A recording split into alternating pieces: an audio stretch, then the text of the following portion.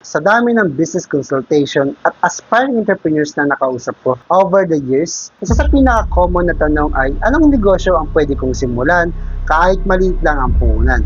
Ngayon, ibabahagi ko ang 4 na top businesses ideas para sa 2025. At yung huli, ang pinaka-importante. Kaya panoorin mo to hanggang sa dulo.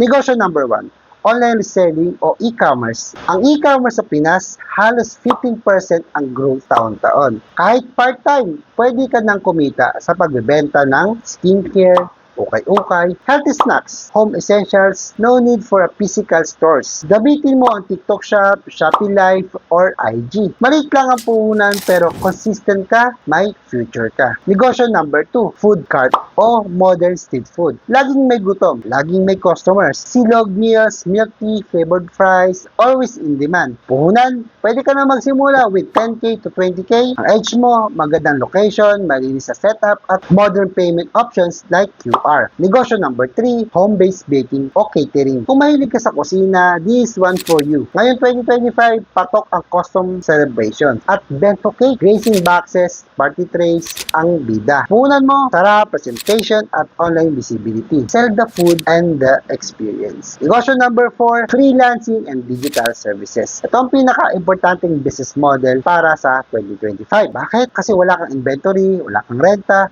pero pwede kang kumita ng dollars. Habang nasa bahay lang, kung may skills ka sa design, admin, writing, editing, or social media, may global clients na naghihintay sa'yo. Check Upwork, Fiverr, Online Job PH, LinkedIn. Magsimula sa maliit. Ayusin ang profile mo, i-build ang portfolio.